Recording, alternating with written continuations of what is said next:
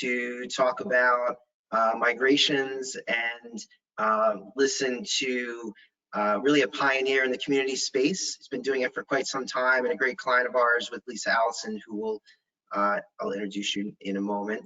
And we'll go through an agenda here as well in just a second. But so here's our guest for today. So again, Allison, she's Enterprise Community Manager of Analog Devices. She's been there just over 5 years, and we've been pleased to partner with Analog Devices just a little bit longer than that. Lisa was sharing a story how Gary, who's her Social Edge partner, actually was involved and was part of the interview process. So that was kind of funny. And then Gary Lungarini is a social business strategist for us here at Social Edge, formerly a client in the community space and a lot of deep experience as well. Gary and Lisa have been partnering on the Analog Devices platform for some time, so we thought it appropriate that the two of them get together to do the Q&A. They certainly know quite a bit about the topic they're talking about here, and I think it'll be a great, engaging conversation. And of course, we invite you to ask questions along the way in the chat. We'll open it up at the end for questions as well. So I'm just going to make a few remarks before we turn it over to Gary and Lisa, just to kind of set some of the context for the webinar here. In looking at the folks that registered, most of them I certainly recognized and recognized as clients of ours or folks that we'd worked with in the past. So thank you for that. There were a couple that were new, at least new to me, new to Social Edge. So I'll be very brief, but just to give a quick background on who Social Edge is. We're a consultancy that solely focuses on community. We do both internal and external communities. So whether it's an intranet, digital workplace on the internal side, or externally, if it's a client community or a partner portal, we work with those as well. There's 35 team members. We worked with just over 500 customers of all sizes in all industries. And this month we're actually 8 years in business. And thank you again for clients that have partnered with us over those years. We have a full breadth of services, everything from the selection process to implementation, growth. We have skill sets across technology, UI, strategy, and then certainly around migrating communities when it's appropriate, which is what we're going to talk about today. For those of you who are clients of ours and know us, probably the largest change over the last 2-3 years has been the expansion of platforms that we've worked with. So both on the internal side and the external side, we're taking our capabilities to work with clients and software partners that we felt are the leaders in this space, and that our clients tell us that they're ones that they're considering. So Lisa will certainly give you her take in terms of how she came to use Verint software, but we certainly love all our partners, right? And there's not one size fits all, which is why we partner with so many. There's lots of criteria, and we certainly look to work with clients considering a new partner, or a new software partner, work with them to determine what's the best fit for them. So at this time, I want to ask Amara if she could pull open a quick poll, get you guys a little bit engaged.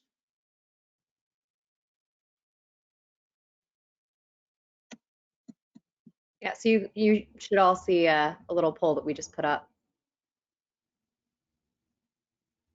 Yeah, and Amara, I don't know if, because I can't actually see it, I don't know if... Nope, it's up. Okay, perfect. Yeah, so you can just take a moment, fill this out. We'll display the results right from the group that's here. We thought we'll just ask 1 or 2 questions to keep you guys engaged until we get to the Q&A. And Amara, I can keep going, right? I'll keep going while they're answering that. Yep, I'm actually about to close it now. Share results. Okay. All right, 64% definitely looking to migrate this calendar year. Good to know. Wow. Well, you're in the right place then, right? Okay, we'll keep going. I want to give the maximum time for Lisa. So just a little bit about migrations from our standpoint. In the handout section of the webinar is an ebook that we worked on in the second half of last year. It's pretty in-depth. It's almost 40 pages long. Pretty easy read, as ebooks are. It's both for internal or external community owners, and we really look to put all the steps, break down all the information you need to know about migrating your community, including some of the costs that we've seen, which has probably been something that has intrigued a lot of folks to want to dive in. So certainly welcome you to download that off of the handouts. We'll also send out with the recording, a copy of that as well if you don't get a chance to do that now. So just a couple of slides from that to give you a sense. We use this metaphor of your migration similar to purchasing and moving to a new home.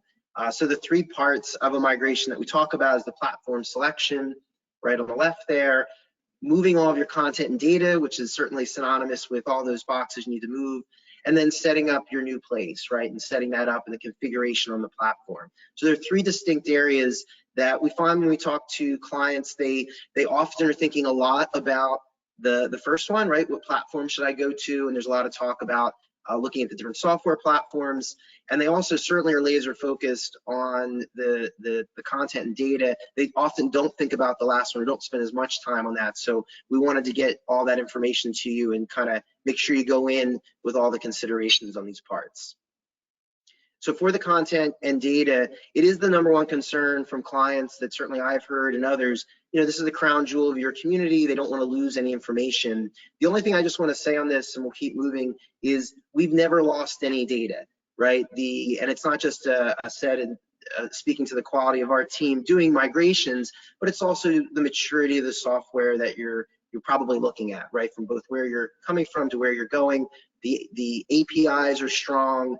And you want to set expectations, because obviously every platform is different, content types could be different. So how is data moving from point A to point B? There's a whole process around that, but I just wanted to assure you that works. And we've yet to have a client out of the dozens of migrations we performed to come back and say, wait a minute, right, we lost all this. It doesn't happen with the proper planning. So I wanted to give you that confidence. And as I mentioned, this is a step that's often overlooked. The content and data comes over, it might set up your groups and get everything there, all the content's there. However, the landing pages of all of your groups and your homepage and your theme are not there. And this is an area maybe where the maturity either isn't there amongst the software industry, or it's just not possible or feasible because the platforms are so different. But you need to set this up generally by hand. There's not a lot of API strength there where you can take your widgets or tiles from platform A and say, I want something similar. So this is something that you need to look at, and for communities that have a lot of groups, that could be pretty daunting. And so we work with our clients on strategies around, how can we set up some, you set up some, train the trainer, depending again on how large the community is. So just something I wanted to make sure you guys walked away with, because that's an area that's often overlooked. And then from the timeline, in an ideal world, we talk to our customers about looking at 12 to 18 months before their renewal date. And the reason for that is budgeting, right? Oftentimes, particularly more on the internal side, where it's a communications group that might not do as much technology outside of their community and a couple of other products, but you need to budget for this, right? There is an event that's going to occur, and so you need to do that early in your budgeting season.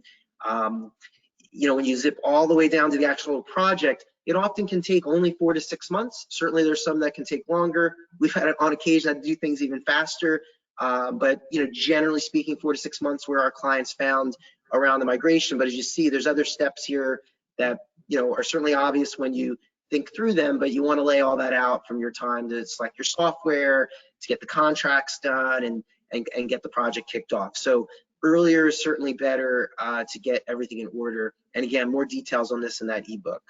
Pulled this right from there. And then the final piece before we turn it over to Lisa and Gary is this is a service that we offer, and I think the real value add for us is we certainly encourage you to work with all the platform vendors and get demos, but they're certainly coming at it from a sales standpoint. When our team is involved, we'll provide demonstrations from folks like Gary, who are a strategist, who often know the community you're in today, and then have expertise having worked with clients in the target community that you're going to, so they can really help you compare and contrast from your point of view. It's almost like having someone on your staff that kind of knows a bit about, the shoes you're standing in. So we invite you to leverage us if we can be helpful along the way to help you select that new platform if that's where you're going. So with that, we have one more poll question, and then we'll turn it over to Lisa and Gary. All right, I see the poll opened.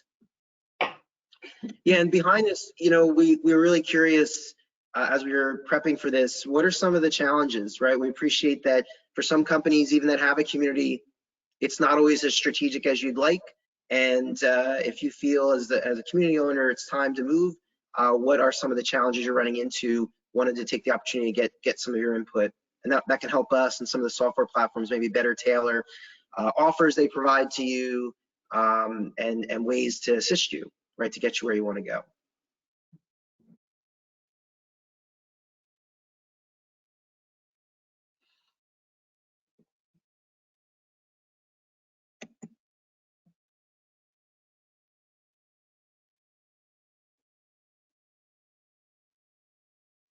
So I just closed the poll, so you guys should be able to see the results here. Looks like the majority, the biggest challenge is finding a better platform. Yep, no, certainly something we've heard for sure. Okay, great, thanks for that. And we'll have those poll results packaged up so you can see them as well when we send out all the content at the end. But at this time, let me once again introduce Lisa and thank her for participating in this session. I know it's going to be really informative to everyone. Get your questions ready, put them in the chat, and then we'll have time at the end for some Q&A. So Gary, am I turning it over to you or? Yep, great. Thank you, Andrew. Lisa, before we get started, maybe you could tell us a little bit about your background and how you got into the community and collaboration industry. Sure. So thank you, Andrew and Gary and Amara, for having me on the webinar today. As Andrew mentioned, we have been partnered together for just over 5 years, and it's been a very fruitful partnership, as you'll learn throughout some of these slides and some of the stories we share today. I've been working in the community space going on 8 years now. I've worked on internal and external communities, building, designing, and launching them. Right now, I work for, excuse me, Analog Devices on their external support community, which is in English and Chinese, hence the 2 logos that you see before you. But like so many, I kind of stumbled into community. I was a director of business solutions, which is a fancy title of saying I was a project manager to implement all sorts of systems at my last company, such as financial systems, expense systems, things like that. And we had a new CMO join who had come from SAP, and he said, "You don't have a community?" And I said, "Well, I don't really know what community is. Tell me about it." And as we started to research community and I got to find out what it could do and the power of it, I said, you know what, I want to run this project. I want to implement these 2 communities. And then I just fell in love with it and took it from there.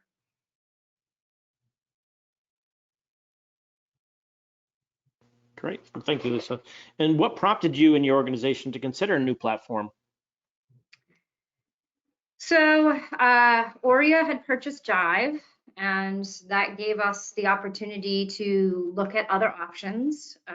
We were about 15 months out from our renewal, and I decided to just get a jump on it, start looking. I didn't really want to wait. When they made the announcement, I kind of felt like there were still more changes to come, and that maybe we didn't know what those changes were going to be yet. So I just started to get out there and start to look at what was available to me. And if you want to go to the next slide, Gary, we can see some of that process. Yep.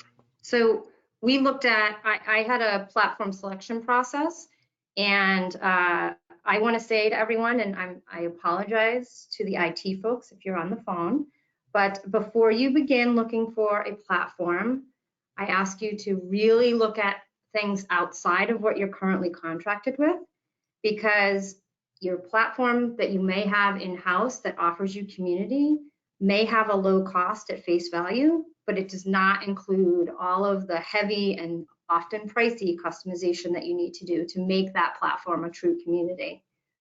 So what I did was I went out there and I did a lot of research. I attended vendor shows.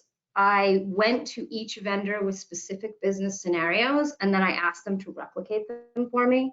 And then I narrowed it down to 3, which was Verint, which formerly known as Telligent, Insided, and Higher Logic. I asked for 3 sandbox environments, 1 from each, and I tested them. And I quickly ruled out Higher Logic. It was not robust enough for our community. We have over 70,000 members and over 400 groups and a variety of content that we use in different ways. And so then I was talking to Insided and Verint, and ultimately landed with Verint because they had the most robust platform to handle what we needed. You can go to the next slide. Yeah, so Lisa, this is now for our content migration, because our clients always have the most questions in this area, because it's understandable as there could be years of knowledge stored in the community and they don't want to lose it. What was your experience with the data migration, the process, and the end result? So I have to say, really smooth. This was my second migration with Social Edge, so we already had a great working relationship. I mean, we've been working together for 5 years, but this was having been our second migration. We kind of fell right back into step, which was great. It was extremely smooth. We migrated really high volumes of diverse content, and we had a detailed plan that included mapping exercises. We had a content freeze period, dry runs, and some people get a little nervous when you say content freeze. They think, well, wait, we have to be able to keep pushing up content all the time. But it's a temporary measure, but a necessary one. And what you need to do and how you need to think about it is that your site is still accessible in read-only mode. But this has to be done to prevent a loss of content and a loss of user points. Because what you don't want to happen is you don't want to be constantly migrating over and somehow miss a gap where somebody posted a critical piece of content, or maybe a person earned a badge or earned a large chunk of points that doesn't get migrated. So by having that content freeze, you can notify your users ahead of time. Here's an alternate plan. So for us, it's an external support community. We posted an announcement that said, here's where you go for support during this freeze. The freeze will last this long. And then that way we knew all the content, all the points, everything migrated, and it was successful. I mean, I had my super users come in and help vet the content, and we didn't lose a single piece of content. It was perfect. And Right. The freeze period was very smooth because we had that contingency plan in place. And setting expectations, agreed. Right. Go to the next slide. Yeah, for that platform configuration, we find clients don't realize that there is no way to automate this part of the process, which can result in a lot of work for the clients and us as a service partner. What was your experience here, and how did you handle the setup? So yeah, there are so many details to remember. So if you haven't done a migration yet, having a strategic partner is key, because you can dig into a tool and you can think that you've thought of every setting and you still might miss one. And honestly, this is where Social Edge's migration experience was invaluable for me, to keep track of all of those critical aspects of the platform configuration. And you guys helped me share the load, which was, if anybody's a lone wolf out there like I am, you know how huge it is to have a support team, to have somebody help you. So some communities might have multiple member types that might need to be configured. Then you need to maybe or want to automate those member types. So when a person joins a community, they're automatically put into some sort of permission group. Moderation encompasses all sorts of facets. It could be where and what types of content you want to moderate. It could be, do you want to monitor questions? Do you want to add a link counter to reinforce your spam prevention efforts? You know, I put a couple of things on this slide, but there's so many more. And another reason why I had chosen Verint was because they host a robust rules engine, which I was able to use to write rules for gamification, for automating permissions, for people to be added to user groups. So that also helped in that, and it helped that Social Edge knew, you guys knew the that rules engine, you had experience with Verint. So it was a great partnership and teaming up on that and figuring out, okay, this is what we need to replicate and how are we going to do it? Right, there are a lot of moving parts for migration, so I'm glad we were able to cover that for you. The next section is really talking about our, clients often ask for a lift and shift, where essentially they want the similar experience on the new software platform. And this is what we did. Were there any adjustments you made while making the move to the new software platform? It was really important for us that our members didn't have a steep learning curve for the new platform, because we had just rolled out a new UI, which you guys had helped us with, a little over a year earlier. And we'd done a lot of training with that new UI. So I did not want people to think, oh, geez, here they go again. They're changing something on me. So if you look at this slide, you can see on the left, that's the Jive homepage. And then on the right is the Verint homepage. So very small changes. In fact, really, the only significant change is that we have a better blog carousel, which I truly enjoy. But the significant change that we did make behind the scenes was that we blended our English and Chinese communities into one global experience. So instead of having two standalone communities, we now have one place where people go, and you can see on the support forum menu, we've added our EngineerZone China in the accordion, and also we have it in the header, which I think might have got cut off on this image. There's an icon up there, but for the Chinese users, they still go to their own homepage, and they can access the English site, and then the English users can go to their English homepage and access the China site. So that was the one big change we made. But if you were to look at the pages side by side, they pretty much remain the same. Yep. Yeah, we did try to get that user experience as close as possible for you. Yeah, I remember Lisa reaching out to you about a month, maybe 6 weeks after, just see what feedback. And you had said you thought there was one user that said, did something change? But like other than that, and you can obviously see why, but they saw the same thing, right? So that helps with the user experience. Yeah, because we have some support engineers that we rely on keyword interceptors because we are a support site. So we have some engineers that may only go in, once or twice a month, or even once every 2 months, depending on the products they're supporting and what the demand is for that support. And so I did have 1 or 2 people come to me, and they would ask a question, and I'd say, we did change the platform. Oh, you changed the platform? I didn't know. So that was a good testament to the fact that we did a good job with the lift and shift, for sure. Right. And Lisa, what was the most difficult task of the migration process where a service provider added the most value? So as I mentioned before, I'm a team of 1 for a 70,000 member community. So having any additional support is a huge help to me. The platform configuration is a massive effort. So that was one of the big areas where having a service partner really helps. So other things were configuring SSO, because I don't have an in-house tech support team. So I really rely on you guys for the technical aspect as well.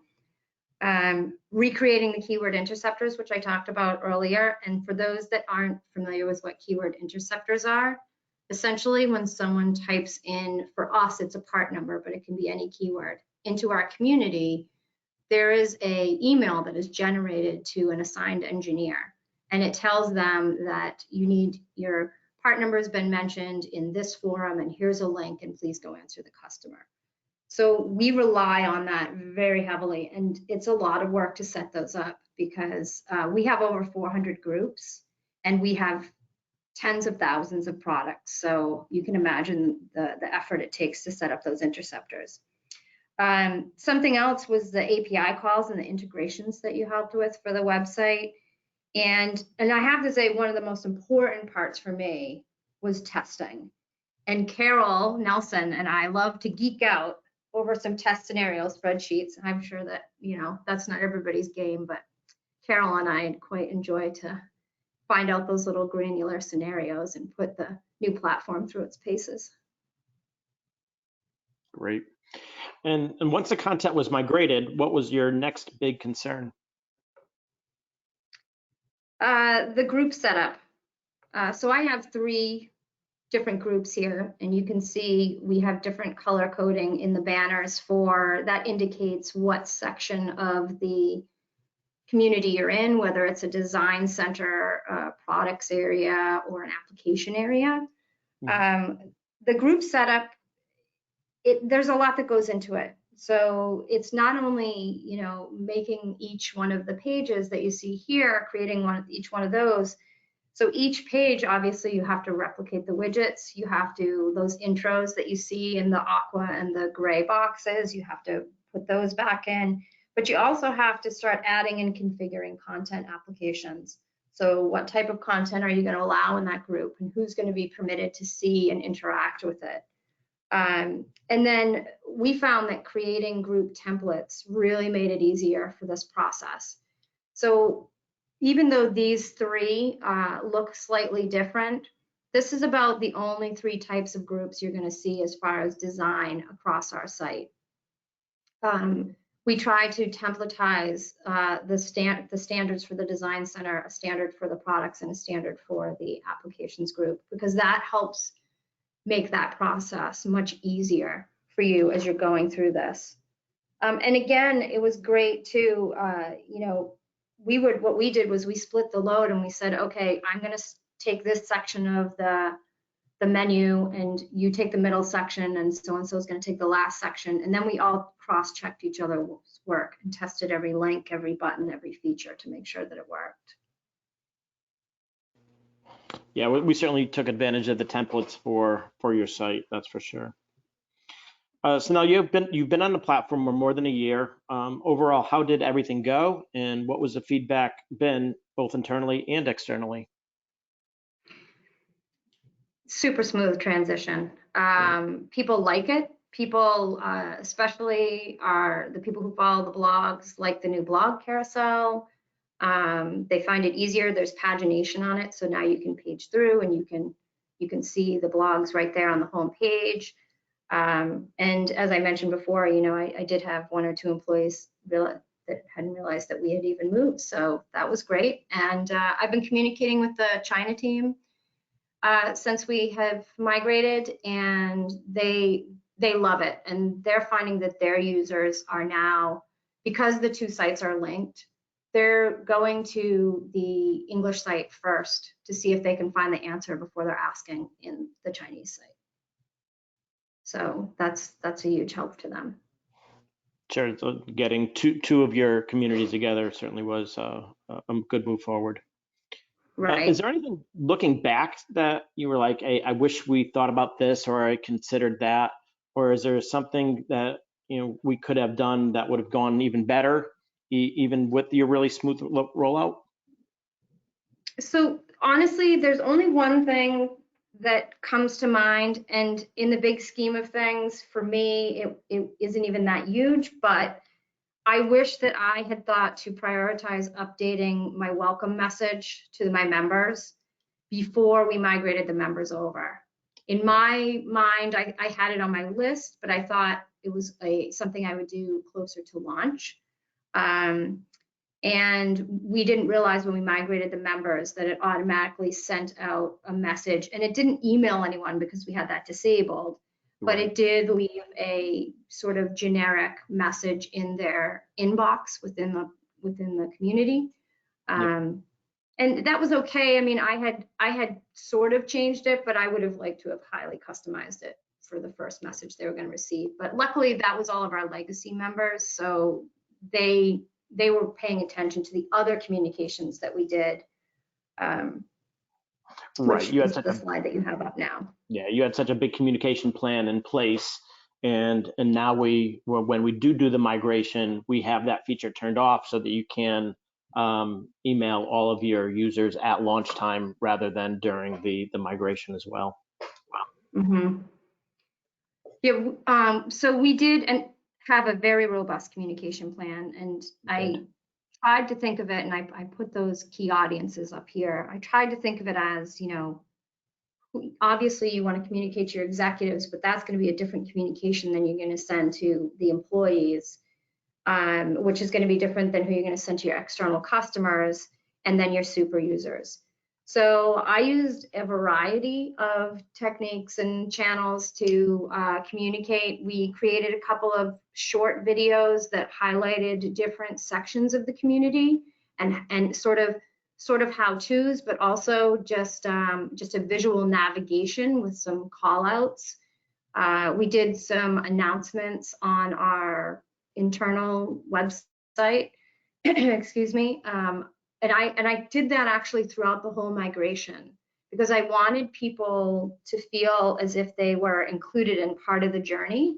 So I think when you do that, and instead of just at the end saying, hey, we have this new platform, if you bring them along the journey, they're more receptive to change.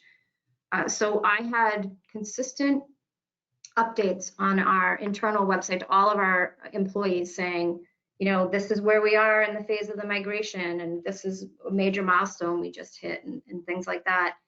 And then I did do some webinars with our super users and our employees to do a little bit of training. I had hours where they could sign up, and I would host a training if anybody was interested. And then we did a couple of email blasts, but I'm not a big fan of email, so I tried to limit that and focus on more of the other types of communication. Yep. Yeah, I think you did a great job of educating those users and setting those expectations for all those different types as well. After you selected the platform, what was your timeline? So as you can see in my migration survival kit on the right, the base of the glass is an audit. I'm the type of person, because we did have 15 months, I built in 6 weeks of auditing time. This isn't something you have to do. My actual migration timeline was 4 months, but prior to that, I took 6 weeks before we kicked off to go through and do a thorough audit of all of the groups. Were there any I needed to close? Were there any I needed to merge? Things of that nature, just so that when we did migrate, we weren't migrating unnecessary content, or we were migrating everything cleanly and where it should be. And that 4-month migration included a soft launch with our super users 2 weeks prior to launching to everybody. So the timeline was, I was really happy with it. And honestly, our executive team was happy with it, because sometimes when you say migration, people think, oh my gosh, it's going to take a year. And when I told them it was 4 months, they were really happy. Do you want me to move into advice? Yeah, please do. So what advice would you give those other users if they're thinking about a platform migration? So I have a couple of them up here, but definitely do your homework, do a lot of research, ask tough questions. You know, go in with business case scenarios that you need, that are important to your community. Ask them to demo that capability. Do not just accept a blanket yes from sales. Get a sandbox. When you're ready, get a sandbox. Get 2 or 3 sandboxes of your top 3. Compare them side by side. Have a testing scenario sheet where you complete the same actions across and rate the experience. Enlist your super users. If you have a bunch of super users in your community, they're a great way to test a site. I mean, I work with engineers, so they want to try to prove or break it. So I brought in, you know, I think I had a group of 12 super users that came in. I gave them certain test scenarios, and then I also said, I just want you to roam around and tell me the positives and negatives of the platform and your user experience. And that's great feedback, because as a manager of a community, you're always looking at the platform from one angle. The users are going to be giving you a different perspective. Yeah. And then absolutely work with a partner, because 2 heads are better than 1. There's a reason for that saying. And if you are a team of 1, having a partner is really going to help you tremendously. Yeah, Oh, and agreed. always put 2 olives in your martini. Always 2 olives. Yeah, I think one of the big changes was, or big successes was your sandbox environment, because we were able to pick, some of your places and build out those places in each one of the sandboxes. And that's where we're able to see, really some features that we didn't have before with the new platform, as well as maybe some gaps where we said, all right, how are we going to how are we going to address this difference from one platform to another? And in some cases, it was fairly simple to do, and then other cases we knew there was a gap that needed to either be filled, or a workaround needed to happen as well, or it was a feature that was either overtaken by another feature within the system, or something that was missing. So I think that was a good exercise to go through as we did your sandbox environments. Absolutely. It gives you that opportunity to really, it gives you the layout of what you want to do. Essentially, once you decide what platform, it gives you that hands-on experience to say, how am I going to replicate, or like you said, how am I going to find a workaround for this feature? And I'm glad you were able to get other users in there into those test environments as well. So it's just not, Gary and Lisa and Carol kind of working on it. It was, your team was able to get in there and take that process and the same thing, ask some of those tough questions and say, where is this feature, or how does this work in the new system? Again, there was a lot of similarities between the 2 products, which made that easier. But there, certainly are some differences. It is a different platform, so those sandboxes were invaluable. Absolutely. Amara, we could probably go into the question and answer time if you want. Yeah, definitely. This is really great, Lisa and Gary. So there was one question that came up in the chat. How long was the content freeze? We have people ask questions every day. So how does this work? So Lisa, can you tell us a little bit more about the content freeze process and what you guys did there, how you implemented it? Sure. So we, just to give you an idea of our community, we get an average of 750 questions a month. So we're a very active community as well. What we did was we looked at the time that we would need, and we added a few more hours. In fact, I think we added a half day just in case we needed it. So our content freeze period, I believe, Gary, refresh my memory, but I believe it was 2 or 3 days, but we actually came in under that timeline. But yep. I advertised the content freeze period for a good month heading up to that. And I also put an announcement on each one of our product spaces or product groups that said when the content freeze period was going to happen, and how they could get support during that time, and that to try, that we were going to try to limit the amount of time that was going on. Do you remember, exactly. Gary, was it 2 or 3 days? Yeah, I believe it to be, I think we marked out for 3 and we were able to do it in 2, okay. If memory serves right. And again, the whole site was available, so somebody could still go in there and find their frequently asked question. If it was a new question, that was where they did have to wait for that for those couple days. But I didn't think the impact was so bad, especially because you still have access to the overall environment, and all those past questions are still in place. Hey Gary, just right, all the other features. Oh, sorry, Lisa. I was going to say all the other. Oh, that's okay. I was just going to add to that real quick.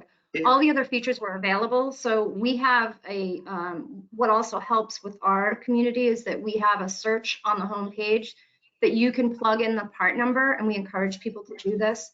And it shows them all of the related content to that part number. And if they put a couple keywords related to their issue, it would show them things that they could read about. So I think that helped some of our users during that content freeze period. Go ahead, Yeah, Andrew. yeah, I just wanted to follow up on that because Gary, as when Lisa was presenting that, I was recalling, just how massive their migration was with the size of data. We talked about them being a 10-plus-year-old community.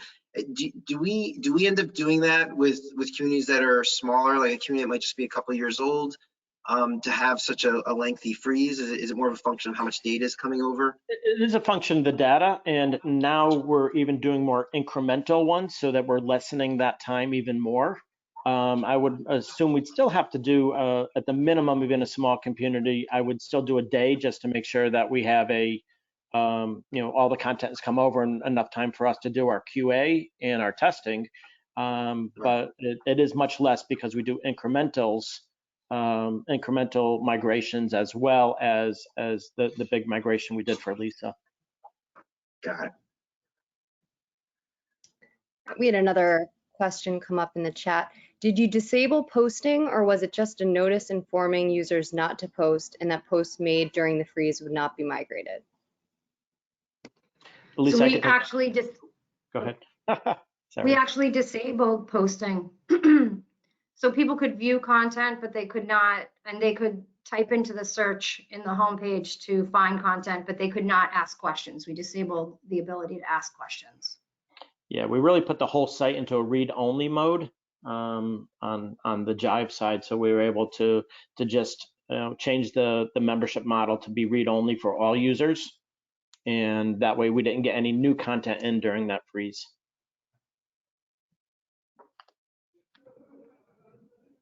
And most people are used to some sort of freeze or inactivity. I mean, if you think about it, if you've ever had to redesign a website, they have downtime where actually the website's inaccessible. At least with the community, you can still access the community. You can read all the content. You can search for it. You just can't ask a question during that freeze period, and you can't create a new group. Yeah. Lisa, we had a poll question earlier about what type of resistance or what are some of the reasons why folks aren't migrating, and I guess Amara, you said the number one answer was just finding a platform that was better than what they had, right? And made sense to move. In your case, as you mentioned, right, for those who are JiveX or Chorus JX clients, you moved even before that sale, right? So you were, as you said, pretty proactive as soon as the org acquisition occurred to look and move. So when you look and compare your features, you mentioned a little bit about blogs, a little about the automation. Maybe say another word or two on those, or if there's other things that either were similar or better, because I think we hear that a lot, that clients are just not finding platforms that are at par or better. And obviously you made the move. So I'd love to hear more of your comments about that. Sure. I wanted to, I went at this because I was a Jive customer for 6 years. 6 years, I guess, when this happened. So I'd used Jive at my previous company. I used Jive here at Analog. So when Jive went away, there was sort of this, whoa, now what do I do, And part of what I wanted to do was replicate, obviously, business scenarios that were important to us, but also, to me, Jive had a really great, robust product. So I wanted to try to find something that was equal or better. And I put together, and I think the reason why the platform, IDing a platform is so difficult for people or challenging is because it's a big effort. You have to think about all of the actions you take. You have to think about all the actions that your users take. You have to then look at each one of those platforms and say, how well does this do on permissioning, content, member management, all of that. I mean, it's not easy work. And for the longest time, we didn't really have any good templates to do that. And I'm a member of the Community Roundtable, and a lot of the members we've pulled together, and I think we've kind of shared our templates now, and we have something that's almost like a working model where you can, at least between all of us and all of our templates, where you can go through and find, okay, how am I going to assess these platforms? For me, when I looked at Verint, they edged out above everyone else because they could replicate all the functions of Jive, and one of the hugest ones was the keyword interceptors for me. And they also offered, out of the box, they offered some pretty good reporting. And I know reporting is also a big, it's a big ask. Like every community manager I talk to, the first thing they say is, oh, I wish I had better analytics. And out of the box, they had some really solid analytics. They still have a ways to go because every community manager obviously wants it tailored to their needs, which is not doable. But I think between Verint and talking to the community managers, and they seem very open to partnership. That was another reason why I chose them. They talk to me all the time. They listen to my feedback. I think with Verint partnering with their new community managers, you'll start to see reporting be tailored more towards how everyone's using the community individually. And I would say another reason why I chose them is just I was able to replicate, you could see by the lift and shift, I was able to replicate the experience for the users it was almost like a one-to-one. Some of the menus are slightly different, but all of the functions are there. Everything that we could do in Jive, we can do in Verint. And Verint, I could actually permission down to the content level, which I couldn't do in Jive. I had to do it by permission groups. So that was an added bonus as well, because it opened up being able to have different types of groups for me. Right, some things you asked for, and some of the things you asked for in Jive we couldn't do, and we were able to do it in Verint just because the permissioning is a little more granular at the, the content type level. Yeah. A few more questions. Which Jive functionality was under heavy usage in analog? How did Social Edge migrate any specific tools or APIs? And how was the migration of analytics done?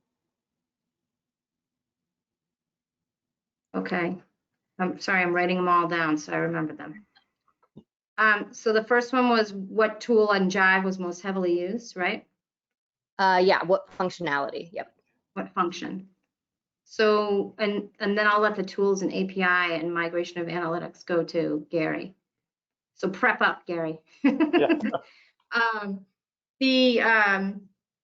So the Jive functions that we used the most were blogs.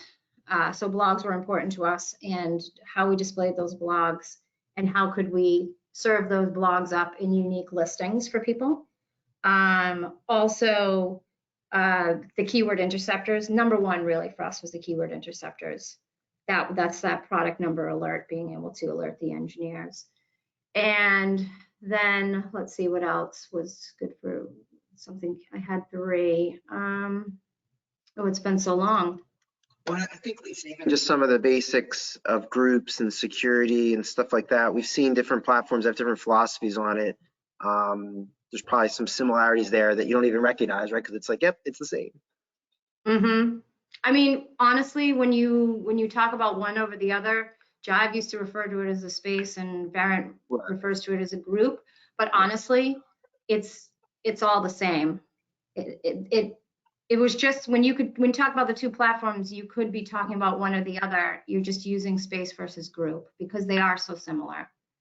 And I really wanted to keep that ease of setup. Right. You know, for when I create a new group, I didn't want it to be a daunting task with a lot of, and some of the platforms that I looked at, I had one platform and they said, oh, well, you'd have to write HTML for that widget. And I said, well, I don't want to have to do that. I want to be able to basically drag and drop. And that's what you could do that with Jive. You can do that with Verint. You just assign them and they're in there, and then you can configure them quite easily. Yeah, we'll let you get back to the question, but I do want to comment, because if some folks are hearing Interceptors for the first time, we had over 100 clients who were on JX, and there was probably only 3 or 4 that used the Interceptors, right, the rules engine, and you were certainly an analog used it the most. And I think it just outside of migrations, right, just as that community strategy to alert internal team members that, you know, users are talking about something. In your case, it might have been a product. There's so much applicability there that's probably very much underutilized. But I just wanted to comment on that because it wasn't very popular for whatever reason. Maybe not marketed well as the word interceptor, but you guys did a great job with it in connecting your employees to what users were talking about. Yeah, agreed. And I think the other component that you're taking advantage of is you can copy a widget inside a variant and make slight edits to that, and you really get more control over that widget. And other platforms, I think it's more of just, hey, you can only configure it, and that's the way it is. This does give you the ability to really customize those widgets as you see fit, to either mirror something you've done in the past or do new functionality. So Gary, there's a question about, I read it as the content and data migration, use of the APIs. Yeah. At least for Variant, it has a very rich API set. So we were able to replicate really everything that we were able to do in JX. We were able to then duplicate inside of Variant because they have a large access to their APIs, and it's well documented as well. Actually, the Variant website does a really nice job of documenting all those API endpoints and access. So I think we are able to take advantage of that. And if you do have something that is using the API, I think you're going to be really happy, at least with the Variant for this particular client. But I think a lot of the platforms are making sure that those APIs are readily available. And their API documentation's oops, sorry. Go ahead, Lisa. Yeah, go ahead. I was going to say, and their API documentation is really easy to understand. When I was trying to read the Jive API, I sometimes felt like I was reading a foreign language. And I'm able to go into intelligent API documentation and find those API calls now for my web team. So I will tell you, if you're not a technical person, you will still be able to navigate the API documentation. Yeah, I just wanted to say that what Gary had mentioned is really true across all the platforms that we support. Right, back to that sort of no data left behind. I think the key, in addition to just basic process steps, as Lisa outlined, right, with dry runs, things like that. Probably from a business standpoint, the biggest step is to set the expectations, because every platform is different, even if they just call something different. So you need to understand: are my discussions here how are they going to look? There or here it's called a blog, there it's a wiki, or it's a document. There's some differences, right, in each platform. So if you understand those, the actual physical movement of the data is reliable, and we've seen that countless times with lots of different clients of all shapes and sizes. Exactly. There's a lot of mapping done with the migration, and that's something we've done a lot of with really mapping whatever that feature was, or that function, or that content type needs to be mapped over to something else. Now, again, they may change the name, but you do want to look at the functionality and make sure you're getting all the functionality that you expected. And again, it even goes back to your sandbox to be able to say that's where we need to prove that it actually works, not just sales talk either. Right. And I think there was a question about analytics, migration of analytics. There was, yeah. Yeah, I think and Lisa, it's been a while, but I think we gave you a report on what you had, and you still had access, at least for the JX side, for a while. And then there was a report, but none of the analytics moved over with your migration. It does start from new on the analytics, but I can confirm that with our tech team to see if there's ways of moving that older data. But you also did something else for me, which was you created a personal dashboard page for me that replicated all of the data points that I was tracking in Jive. So that was really key for me, because I could go to that one screen, and even though we couldn't historically put in the older numbers, bring the older numbers over, it still gave me that same snapshot view, which was good for comparing moving forward. Yep. So another question coming in, is the analog devices community used heavily on mobile? And if so, did that play a role in deciding on a new platform? Were there specific considerations for mobile during the migration process? So we do use the mobile aspect, and it was a consideration for us because the Jive version was a little bit clunky. We had moved to cloud a year and I don't know, 18 months prior. That was that UI, new UI that I had talked about, because I saw someone mention why didn't we move to cloud? And when we did that, the mobile experience was it was starting to get a little bit better, but it's still our engineers couldn't go in and do some of the functions that they needed to as far as finding questions, moving questions that they could do if they were logged onto their laptop. And you can, the Verint's mobile app is much more robust, and you have more of those capabilities in their mobile version. And just to be clear on that, so that's the responsive design, right? So it's going to shrink down to your iPad or your phone, as opposed to a dedicated app. Correct.